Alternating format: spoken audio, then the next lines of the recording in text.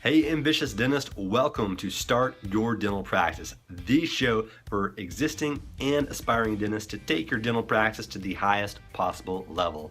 I'm your host, Jonathan Van Horn, CPA and ABV, founder of dentistmetrics.com. In every episode, we aim to demystify the how to start a dental practice problem by bringing on world-class dentists, influencers, and consultants in the dental industry to pick their brain about how to get past the barriers involved from going from no practice to being a practice owner to owning your own successful dental practice.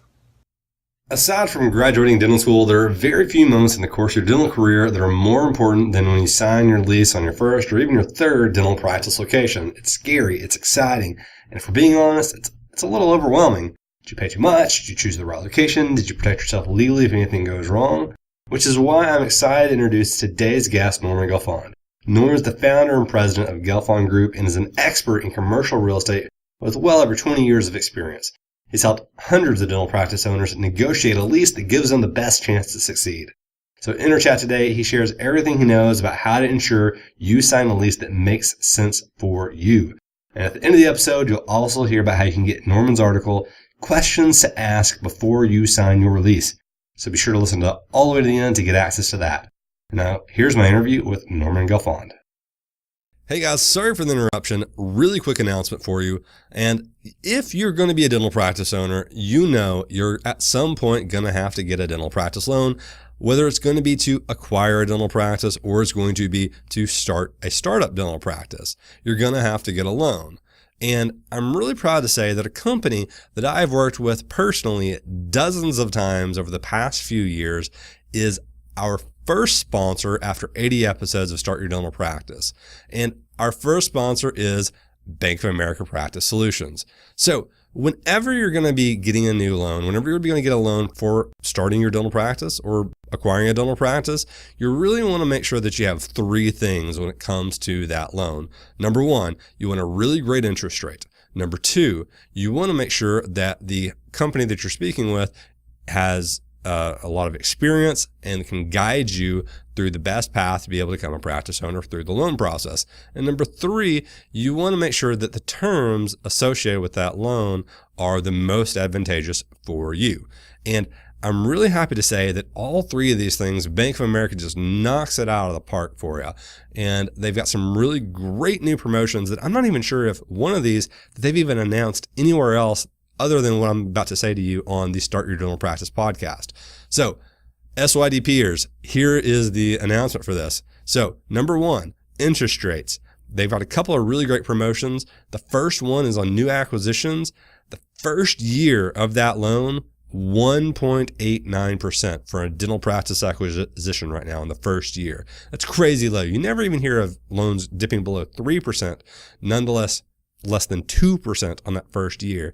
And then after the first year, it's still super competitive compared to everybody else out there because Bank of America always comes in as either the lowest interest rate or one of the lowest interest rates of any banks that are out there. So that's the first part of that. Again, you want to make sure you have a great interest rate. Number two, you want to make sure that the company you're working with has a lot of dental practice experience.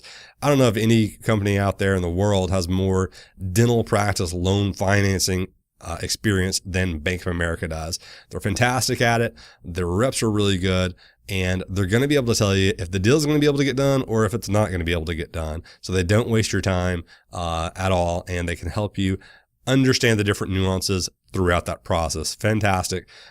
The third piece of this is that the best terms. So here's the really cool part. A lot of people don't realize this, but whenever you are buying a practice or starting a practice up, most banks, if not 90% of them out there, require that you have disability insurance as well as life insurance to cover the payments for that loan as well as to cover the total value of those loans. This goes up and down quite a bit for different types of loan sizes as well as different risk profiles for the person receiving the loans. But let's call it $600 a month for those insurance rates. Very, kind of middle of the line for you. $600 a month you have to pay in addition to the loan to be able to have those insurances funded to be able to have that policy, to have that loan. Bank of America is getting rid of that completely. So you do not have to have that. If you think about that, that's $600 a month, that's $7,200 a year. Over 10 years, that's $72,000 you're going to save by going with Bank of America Practice Solutions.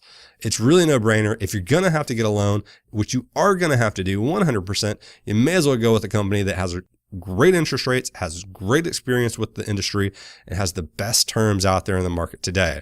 So if you're currently in the process of shopping loans, 100% give Bank of America Practice Solutions a try. And if you would mention that you came through the SYDP community, it would help out the podcast a lot and also allow us to give back to our very gracious sponsors. Again, this is an advertisement, a paid advertisement. If you go to them, I will, have more advertising revenue come to me. So if you enjoy the podcast, I would appreciate you helping out our sponsors. And if you are interested in that loan process, just text the word bank loan, one word, BANKLOAN, to 33444. Again, that's bank loan to 33444, and we will reach out to you. Thanks, guys. Hello, ambitious dentists. So today I have the pleasure of having with us Mr. Norman Gelfand. Mr. Gelfand is an expert in commercial real estate for the dentist. And I got to say, this is another one of those areas I've had a kind of a recurring theme the last few weeks of areas of the dental business ownership process that I don't really get. I don't really understand. It's not my cup of tea. And so I'm talking to the people that are the best in the world at it, the people that do this day in, day out. They devote their entire lives to this process. And so they're really good at it. And one of those areas that I'm just woefully ignorant on is the area of the real estate and the actual lease negotiations and the process that comes along with that. And so again, a bit of a self-serving episode here, but hopefully you guys will learn a lot about it. So Norman, thank you so much for coming on the show with us today. My pleasure. So Norman, if you would, for the audience that is not familiar with you or your company, give us some background. How did you get into the dental industry? I mean, it's what got you into commercial real estate, things like that. Well, I had been an engineering contractor for some years, and because of a downturn in the construction industry many years ago, I got into real estate about 28 years ago. And for the past 16 years, I've exclusively represented dentists and buyers, dental tenants and buyers. You asked me why we got into dental. Well, in doing a number of dental leases early, I realized that there are many attorneys and real estate brokers who do not realize the fundamental business needs of a dentist and how to add value to their practice, relative to their leases. And that's how we developed it as a specialty, negotiating dental leases to the benefit of the tenant. How long ago was it you started doing this? When did you? About 28, strictly dentist solely, exclusively 16 years ago. I got into real estate, representing tenants 30 years ago, or 28 years ago. Okay. And so I imagine a lot's happened over the last 28 and 16 years. What are some of the big things that you're seeing nowadays that, may not have been as big of an issue back then, or is it all kind of the same? Well, it's really very similar. The business has become a lot more sophisticated. Locations are easier to spot because of all of the specialized real estate information systems that are available. The brokers are working faster because communication is faster. And the issues really are all the same. It's just the method of getting to the issue and finding locations are abbreviated. Okay, and so it's a lot faster. Locations. We have all of the most sophisticated real estate information systems. We can draw a grid any place in the United States, and by putting in the certain attributes, like a general dentist typically likes a retail center, we can just draw a grid any place in the United States and find out exactly what retail centers are available, how much space is available, what the costs are. We develop pictures and send them to our clients so they can really see while they're sitting in their office what's out there for them. And so whenever someone like yourself becomes involved in this process, typically what's the timing of that? Like because I always get that question of when do I need to talk to this guy? So what is the timing for you typically whenever you get involved in the process? Are you like the first person people call? Are you like one of the next people? How's that usually go? Usually we're one of the first that someone looks into because they want to know what their options are as far as their space. If they get a good real estate counselor, they can help them with lining up contractors and banks and CPAs and all of the people that service the dental group. So we're usually very, very early on the process, and it takes quite a while for the final office to be opened. The negotiation can take, and the search can take anywhere from 2 weeks to 2 months. That alone. And then you've got the lease negotiation, which can involve a week to, hell, I've had them run 3 months back and forth. So then it takes 4 months to build out a dental office. So in essence, you've got 8 to 10 months to a year lead time before the office can open. Very interesting. So whenever someone contacts you to kind of get this process up and rolling, they've typically have or have not found a location, or is it kind of a mixed bag? Normally they haven't found a location. And we have, because we work nationally, we have a whole series of trusted brokers that are on the ground in different cities. And what they do is they will help the dentist locate the right spot. They'll make sure that, the signage and the synergy and the demographics and access are all excellent so that there'll be a good, profitable office there. And that's their job. Once they do locate the space, then it comes back to me and I do all the letters of intent, all the economic negotiation, and then I get into what I consider the most important thing is the business structure of the lease. I negotiate that for the dentist. Okay. And then after we do that, we give them to the dentist attorney so that we make sure we've got a valid and enforceable document. I hear a lot of people talk about different areas of DIYing or doing it yourself in many different areas of business. And the one I think that makes me probably the most nervous is the area of lease negotiations. Tell me a little bit about some of the, how that process works. So you find a location that is what you want, and you start talking to the person saying, "Hey, this is a great spot. I'd like to lease it." You ask them what the terms are. They give you something back, and then some people, it seems like I hear about, they just kind of sign on the dotted line. Tell me about how that differs whenever you're involved. Well, first of all, we do the location and the economic negotiation. That's for sure. But when we get into the lease negotiation, that's where we really work differently, because we focus on the business terms of the lease that have all the operative clauses that really comprise the structure of the relationship between the landlord and the tenant.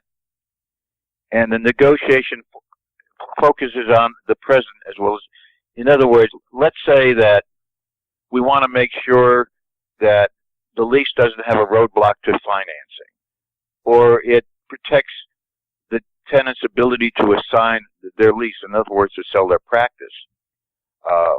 We also negotiate the terms of the renewals so that the end of the initial primary term, the dentist, who's spent a lot of money in building out the space, is not a captive to the landlord. There's all sorts of interesting stuff. I enjoy it very much in negotiating the deals.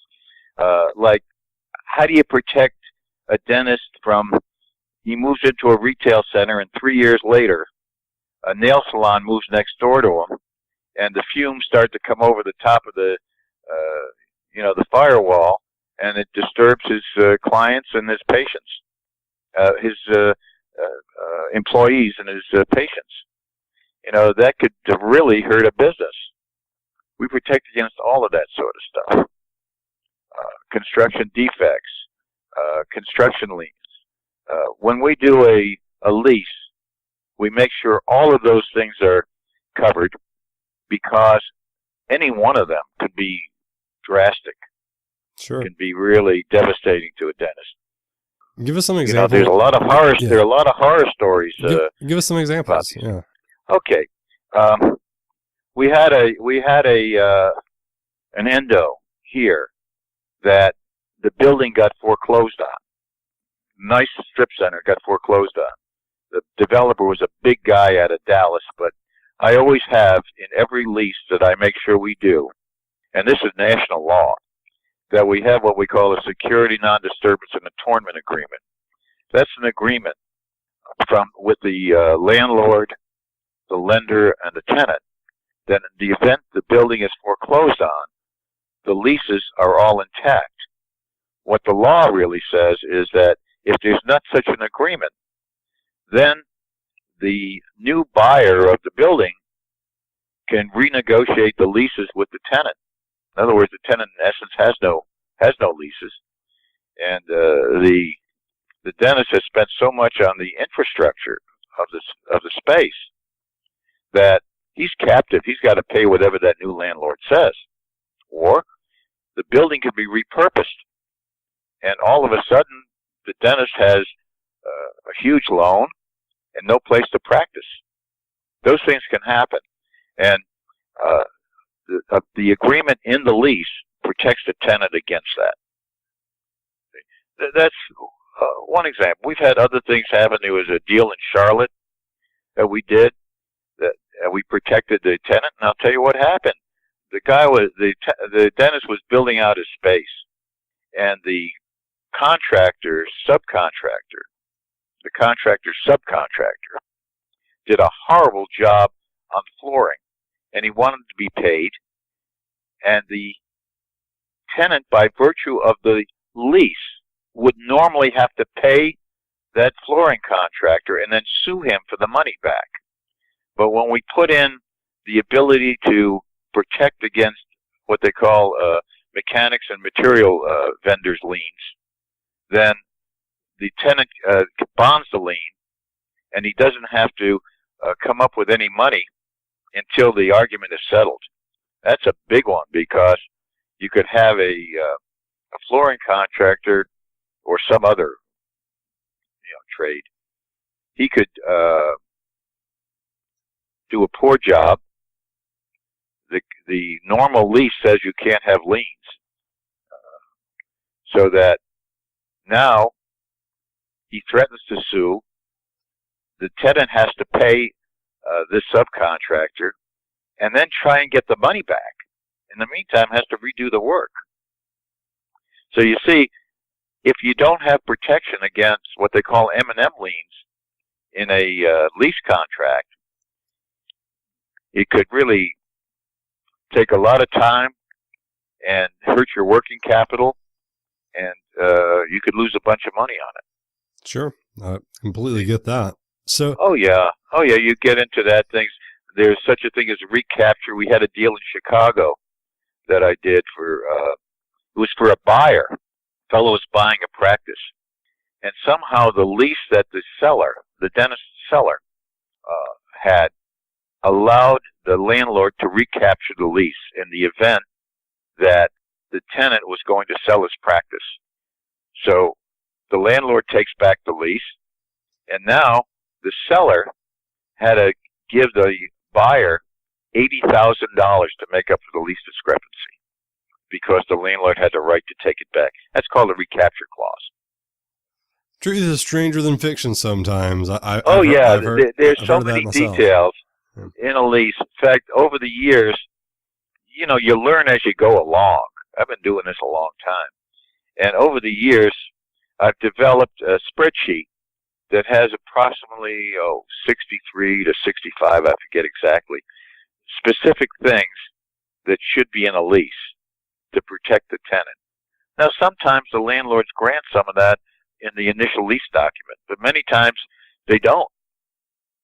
And you have to make sure that we're protecting the tenant, because that's really why they engage us, is to help them find a space, sure, but to make sure that they don't have headaches.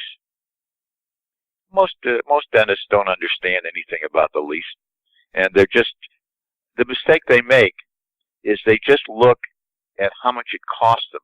In other words, what's the lease rate? And the lease rate is very important, and we fight very hard to get low lease rates for tenants. But the most important thing that I see is to protect that initial investment of, $300,000-$400,000? Sure, yeah, if you're lucky. Right. So that's my focus as a real estate broker. Is sure, we can find great spots. We know what it takes to make a successful practice. I've done, I don't know, well over 100, 150 dental offices, various places in the country. And, after a while, you learn what really works when it comes to location. Sure. And in the lease itself, we want to make sure that our client doesn't get into trouble, because our client's success, our dentist's success is our success. And that's the way we feel about it. Yeah. So you mentioned some of the horror stories. Now tell us some of the success stories. Some of the most resounding successes you've had. I just had a great one. I just loved it. I had two ladies, dentists, and when I do a lease, I also fight for something called latent defects, which is a defect in the building that you could not determine by normal inspection. So they move in, and 8 years later, they give me a call. In one of their ops, the floor dropped. There was some subsidence there, so they had a tripping hazard, and the landlord wanted them to pay for it, because it meant taking up the floor covering, jacking up the floor. It was a lot of money. And because we had that latent defects in the lease, the landlord had to pay for it instead of the tenant. So 2 years later, they call me back to renew their lease. And because we have all of this information stuff, I realized that the lease rate in the building had dropped $2 a foot in that area. So we went in to negotiate it, and we had a big sign on that building. It was a high-rise building. Big sign on the building at no cost for the dentist when we did the initial lease. So now it's 10 years later, and the landlord wanted to come in and charge them $1,000 a month for the sign, and they wanted $2 more for the lease. So when it came down to it, I hope I'm not too elliptical on this. When it came down to it, I wound up saving them. What was it? It was $120,000 on the sign. It was $80,000 on the lease rate, and then I got them $16,000 to refresh the flooring, and I loved it. That to me was a great success. Yeah, that's a big win. So, yeah. So explain this to me, and this is something that I've always had a little bit of I guess it's just an area of confusion for me. It always feels like to me that whenever you're coming into a lease negotiation, that the leaseor, or the person that owns the space, seems like they have a lot of the power. And I mean, and again, this is just my perspective of it, just because of the fact that, if you find that great location, it's really easy to fall in love with a great location. And if it's a great location and you're falling in love with it, then, you like to internalize that, if we don't get it today, then, someone else is going to swoop in and get it at some point in time.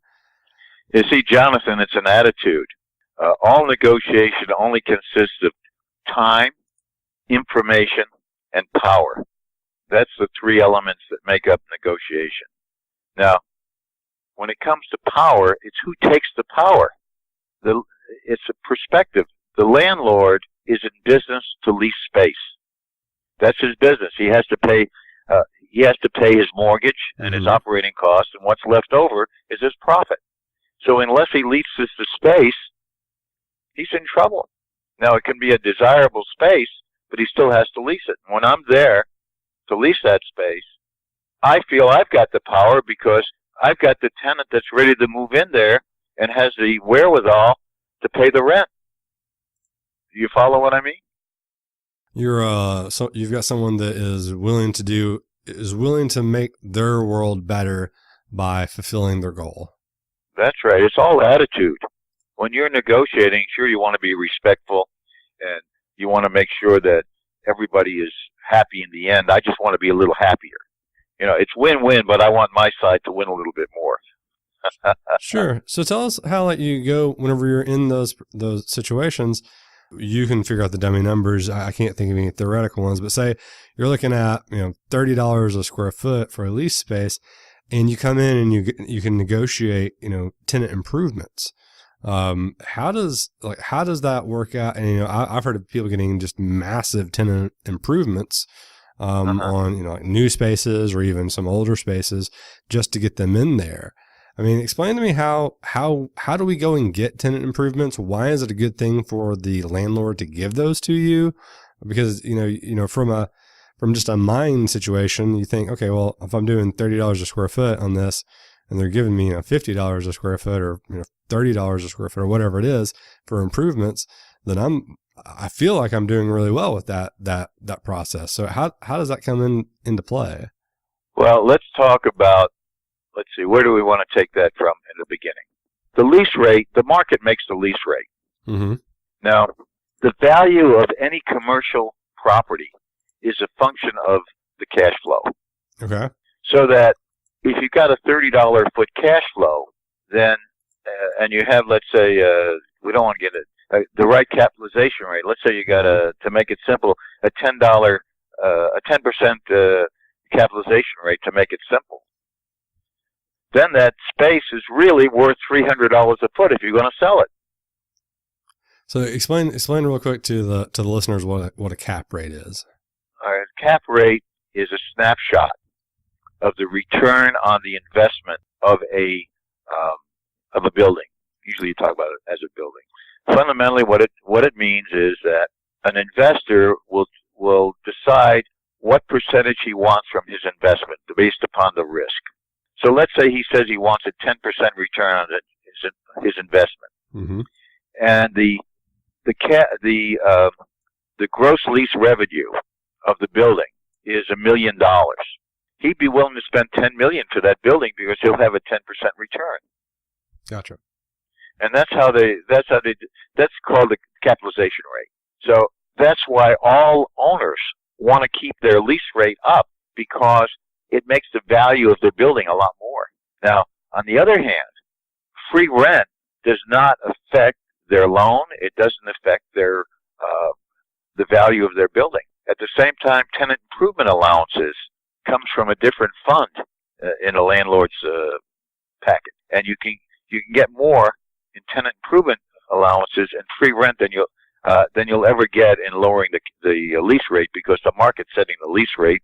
And in many times, in talking about lease rate, the lender will have a certain lease-to-value ratio of the building, and you cannot lease below that lease rate because it would affect your mortgage. You can understand that as an accountant, right? Sure. So basically what you're saying is that they can be flexible on the terms, but they can't be flexible on that monthly revenue stream because if they do, they're going to either be outside the scope of or outside the lines of what their bank has probably originally financed the real estate for, or if they try and turn that property over at any point in time, their liquidity goes away because they're not going to be able to sell it because they've got under market lease rates compared to what the market would be able to get them. And so it makes their investment worth a lot less. Whenever I'm negotiating economics, which is the first thing you'll negotiate for the letter of intent, I'll always first start with being a little bit over the top, asking for more than I know the market is. And then I'll ask the other side, well, where's your soft spot? Where's your sweet spot? Do you want to negotiate tenant improvements? Do you want to negotiate free rent, or do you want to negotiate the rate? What is it where can you afford to negotiate? It always comes out as tenant improvements and free rent. And that's what the most important thing for the dentist is, too, because the more TI he's got, the more working capital he has to work with. And is this universal, or is this only for bigger companies that own investment properties? It's whoever wants to lease space, as far as I'm concerned. I work with the individual owners, or sometimes the REITs, whatever it is. I mean, everybody is in the business, that's in the real estate business. If they're not a user, they've got to lease their space. So it usually follows pretty good. The same routine, where's your soft spot? What is it you want to negotiate? What we need, really, is we need long free rent periods to get the practice started, and we need as much tenant improvement money as we can, so that we use less of ours and have more of the loan money for working capital and advertising and marketing and all that. Gotcha. Very interesting. So, you mentioned market rates, and I've seen some leases before. Again, like when we're talking to banks, they require a copy of it and things like that. And a lot of the times in there, one of the terms that's typically outlined is like after 3 years or after 5 years, the lease rate becomes market rate. That seems like that's somewhat of a subjective number on occasion. Is there any way for tenants to be, or for the dentists out there that are going to be leasing a space to be protected from that? Is that something that you shouldn't have in a lease, or is it something? You're talking about the renewals? Yeah. Is that what you're talking? So okay, yeah. If you're talking about renewals, I've seen it in renewals, and I've seen it. I've even seen it say, first 5 years it's fixed, and then the next 5 years, if it's a 10-year lease or something like that, then the next 5 years is at market rate. What this number plus what, or it shifts from the current rate to market rate. All right. What you'll find in most leases is there's an increase every year, usually of 2 to 3% in the lease rate. Now, you can have it, the lease rate stays flat for 5 years, then get a 15% bump in year 6, or they can say market rate in year 6. Let's talk about the reason that the landlord needs the increase. Mm-hmm. The value, once again, we said the value of the building is based upon the capitalization of the rents, right? Sure. So if the rents go up, then the value of the building goes up. And if the rents don't go up, there's no increase in value of the building. You see what I'm talking about, Jonathan? Sure. Okay. So that's why landlords always build a 2 or 3% increase every year into the lease rate. And that's the only way they can increase the value of their asset. Then we get into the other thing that you brought up, which is what's the market rate? In all the leases I do, if the landlord won't do a percentage increase each year and wants to go to market rate, then we say that you have to have in the lease the mechanics of how you determine market rate. Now, the best mechanics of determine market rate, is the tenant has his broker and the landlord has their broker, and the two of them try and figure out what is the fair market rate of the property. If they can't do that, then the two of those brokers will agree on a third man, who's usually either an appraiser or else a senior broker. In fact, I've been asked to do that at times. And then the three of them estimate what the market rate should be. And the market rate is determined as the average of the two highest numbers. And that's the way you put it right in the lease. Of course, you do it a lot more abbreviated as the time I was taking to explain it. So that way you know that the landlord is not going to be the sole arbiter of what the market rate should be. Did I answer your question? Yeah, 100%. So make sure that the landlord can't just say, "Oh, it's 40% more now than what it was beforehand," because they're going to obviously pump the numbers up, because that's going to help there. If you give them free reign, then they're obviously going to maximize the value of their investment, which would equal doing what we said earlier. So I got you. Oh yeah.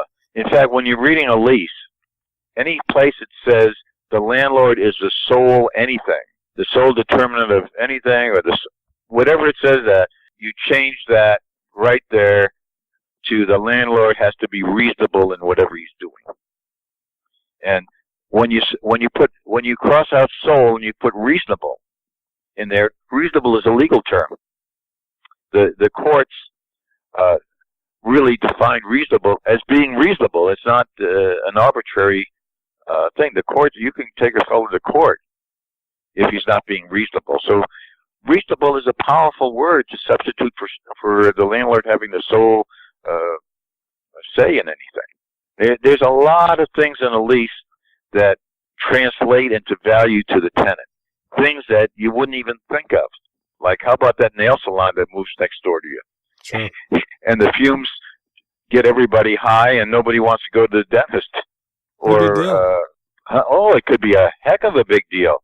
Or we had one where, son of a gun, the tenant was moving in and there was an awful smell. And when we took some of the drywall off, we found mold behind there.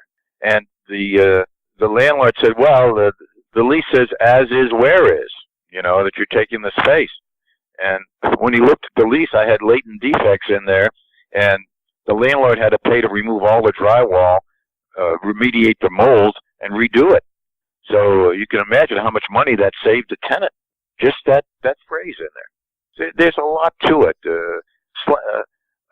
A lot of people that are brokers or even lawyers that do not do a lot of dental leases and understand all the problems that can come up in the long-term relationship between the landlord and the tenant. They can really cost that tenant money. Absolutely. So as far as, this is fairly common in the dental industry. You'll have a doc buying a practice, and the prior doctor is the owner of that real estate. Whenever that situation occurs, how do we make sure that number one is that we're making sure that we get a fair deal on the lease, because typically the prior doc was leasing it to themselves and it's just, it was some arbitrary number. So they have no idea what fair market is. And how do you make sure that, when you're going in to do these negotiations for the lease, make sure it's reasonable, as well as make sure we don't kind of blow that deal up based off of the lease situation? Well, this is going to be very interesting to you. Now, first, it's not any different from just leasing from someone, because what you're doing is you're doing a market survey. You're determining what the fair market value of that lease spot is, and that's what you want to offer. And you can prove it to the seller by just virtue of having the right appraisals, showing him the different properties that are near him and what they're leasing for and so forth. The same goes with the sale. If you're going to buy the practice and buy the location, then you really need an appraisal of the building and get the fair market value. But here's what I want to mention to you, that I did this for an endo that was putting a building up, and he had a partner. So he had me structure the lease. And you'll find this interesting, because I found it interesting anyway, because what I did was we had an LLC that owned the building, and these two fellas were the owners of the LLC. But I had them as tenants in the building, and then I had leases with the LLC that protected the tenants against foreclosure. So if anything ever happened to their partnership, or if anything ever happened to the economy where the building payments were foreclosed on, these fellows didn't lose their place to practice, because the lease that we had would be in place, and the new buyer or even the bank could not foreclose on their lease, only on the building.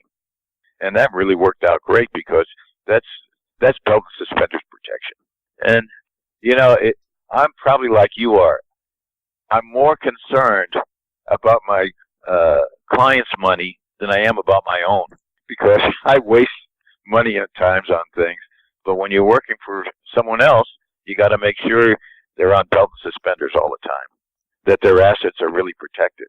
So that's the way I handled someone buying a building. If they buy the building, I would do the same thing. I would make sure that in the event of foreclosure, they still had access to lease the space back from the new buyer. Makes a lot of sense. See how that worked? Sure. Yeah, absolutely. Yeah. Otherwise, they lose a place to practice, and they lose the whole infrastructure that they spent. The med gas, the whole. They're spending $125 a foot to build out a dental office today. Yeah. So you don't want to lose that. No kidding. That's what I had a horror story in relation to that. Someone purchased a practice. Old dentist was the landlord. The current dentist was doing things, within his right to do things, marketing and advertising. And, I think he let a couple of the old doc's employees go. And the old doc was still wanting to come around and basically hang out. And so they kind of came to words at some point of, hey, this isn't your practice anymore. I purchased it. I'm your tenant. We're keeping things as amicable as possible. And long story short, the old doc tried to evict him and reopen his office. You're kidding. Yeah. So there's all the little things that can just talking about all the horror stories. This is one of the main areas where guys listening, you don't want to have to deal with an issue that comes up in these. And surprisingly enough, this area, there's a lot of areas we talk about where everything's probably going to be okay. I'm from Arkansas, Norman, you're from Texas, and, spitting a handshake goes a long way in some areas of the country. They used to, at least. I tell everybody now, depending on your religious preferences, you can trust in God, but everybody else has to sign on the dotted line that things are going to be taken care of. Jonathan, when there is a problem, everybody runs to documentation. Absolutely. And that's why it's got to be in writing and to be right. There's one thing at a lease that guys see and they don't understand the implication of it. And you see it in most leases. What it says there is that in the event the tenant does not pay the rent, defaults on the rent, then the landlord should go in, lock the door, take the stuff, and sell it for back rent. And most of the fellas say, well, look, I'm not going to default on the rent. It don't mean anything. I'm a business fella and I'm an honest guy. But the implication of that, the ramification of that is that because the landlord has got the right to do that, then people that you may buy, let's say a pan machine from for $60,000 or something like that, mm-hmm. If that tenant defaults, the landlord can take the machine and sell it, and it's not paid for. So in certain situations, if that right of the landlord remains in the lease, you can't get the financing for some of the installment stuff. Did you ever hear of that one? Well, I've seen it. I've seen it. It's great. So what we really do is, because landlords should have the right to sell whatever's inside for back rent, because they have a right to be paid back rent. What we do is we make the landlord agree that if there's any UCC1s, in other words, a vendor or lender liens on the equipment, that the landlord will honor that lien and give up the equipment to the vendor. So it's only the dentist's owned property within the premises that the landlord can attach, rather than everything that's in the premises. And that usually solves the problem, and landlords will agree to it. But if you don't subordinate that landlord's lien, then you can run into trouble trying to get some vendors or lenders to give you equipment on installment loans. Makes a lot of sense. You ever hear of that one? Oh, I haven't heard of that one. Well, believe me, it's all there. Will do. Well, Norman, so we've talked about some of the mistakes. We've talked about some of the successes. We've talked about, what to do in an acquisition, what to do in a startup, as well as just some other tidbits of information here and there. What are some of the other big points that, before we go today, you'd like to leave with people? Well, we've covered most everything. We've covered improvement allowances and construction defects and construction liens and all of that thing. I would say that the takeaway is whoever you're going to use as a broker needs to know the dental business. And whoever you're going to use as an attorney should be experienced in the dental business, because the leases are long term. They'll run 10, 20 years that you'll have occupancy. And a lot of things can happen during that period of time.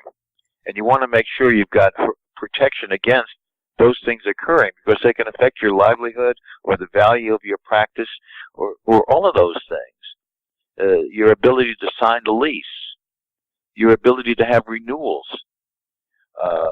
your ability to protect yourself against obnoxious neighbors. Mm-hmm. All of these things. The ability of the landlord to change the common area. This is a very important thing, because we've seen strip centers that the landlord had a chance to do a pad site in front of the strip center, and it blocked the signage of the dentist. So you have to really be very, very anal when it comes to what you allow the landlord to do in a lease. And that's the takeaway. I mean, I'm doing that every day, and it's very important, and that's how I protect my clients. So as far as, when people work with you, how do they end up paying you for this? Do you have, how much does it cost to have someone be a professional lease negotiator for you and things like that? All right. There's different models when we talk about lease negotiate, how you pay a lease negotiator. Mm-hmm. There's a model that the lease negotiator will get a percentage of what he saves the tenant from the starting point. So if the rent's $30 and you can have a model. Let's say the total lease value is $700,000, and he saves you $70,000. Then he gets 10% of the $700,000, or he can get a lot of money. That's one model. We have a different model. I know from my experience, I always save my client at least 8 to 12% from the starting point, because the landlords know they've got to give away free rent, they've got to give away tenant improvements, they've got to give away some of that stuff. So the usual savings that we get for a tenant is 8 to 12%. Sometimes it's a lot more, but usually it's 8 to 12%. Now, we do not charge them for that. That's part of our service. We're paid by the landlord's broker by splitting his fee. Now, that's an interesting thing. See, the landlord contracts with a broker to market his property. So let's say he gets 6% to market the property. If the tenant has no representation, then that landlord's broker keeps the 6%. If the tenant has representation, then he splits that fee with the tenant rep. Now, this is the way we work. We will split the fee with the landlord's listing agent and have no fee to our client. Then the question becomes well, if you're paid by the landlord's tenant, by the landlord's broker, then what is the benefit to me, because you're really working for the tenant, for the landlord's broker? Well, that's not the case, because we enter into an agreement. And not us, anybody that's representing a tenant should enter into an agreement where his fiduciary responsibility is to the tenant, his loyalties to the tenant, everything he has to do should be for the benefit of the tenant. And if he's licensed, as we are and most brokers should be, then he can lose his license or his livelihood if he doesn't do the right thing for the tenant. And that's the tenant's protection. So in our case, we'll knock our brains out for the tenant. We get part of the marketing fee, and there's no cost to the tenant. Other people have different models. Makes a lot of sense. So as far as, it almost sounds like it's a win-win at that point, because if it's paying out of the other brokers, especially if it's paid out of the other brokers scale or commission or whatever it is. I'm sorry, the phone blanked out a little bit. You're saying it sounds like a win-win, and what?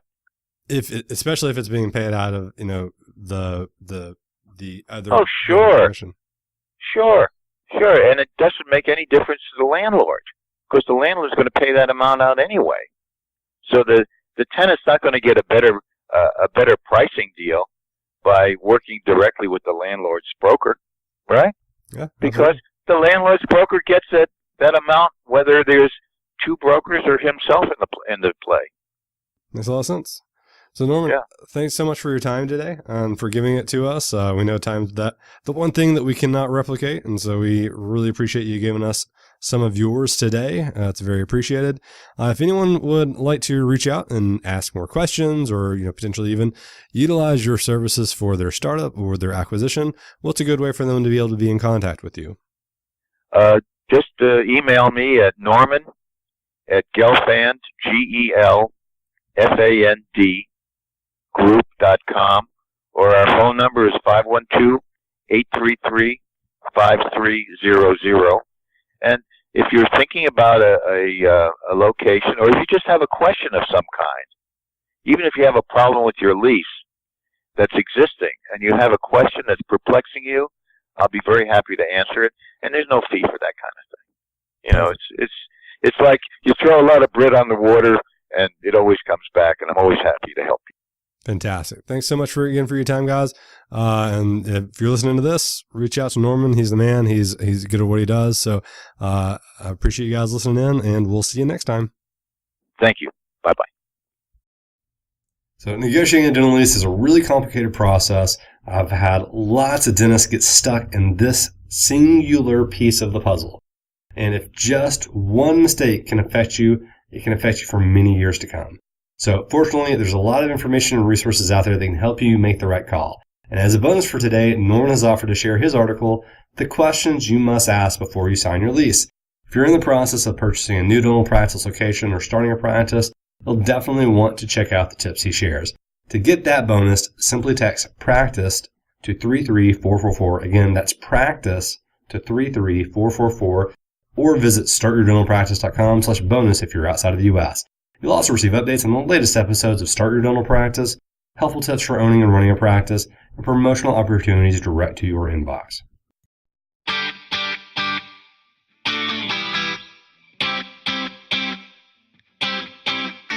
So that's it for today's episode, but that doesn't mean that the learning and implementation have to stop there. I've created a free report called The 15 Numbers That Will Make or Break Your Dental Practice. This report has been downloaded over 1,000 times by dental professionals. So if you want your free copy of this report that's going to outline what the most important numbers are in any dental practice, and it also includes how to look at your numbers, how to set goals, has a whole slew of really important information that is the culmination of all of my experience as a dental CPA, then just go to startyourdentalpractice.com/free gift. That is startyourdentalpractice.com/free gift. And so that's it for today, Ambitious Dentist. Again, I'm Jonathan Van Horn, CPA and ABV. I'll see you next week with another world-class practice owner or consultant that will help you start your very own dental practice. Thank you guys so much for being a part of the Start Your Dental Practice community. If you enjoyed today's episode, please do me a favor and go to startyourdentalpractice.com/iTunes to leave your honest feedback and review on iTunes. It's going to help me create a better experience, a better show, a better podcast for you, the ambitious dentist. Your feedback really does help, regardless if you like the show today or not. If you didn't like the show, let me know, because it's going to help me create a better show and podcast for you. Lastly, if you know of anybody that would benefit from today's episode and today's content, today's guest, please feel free to share with them on social media or through email.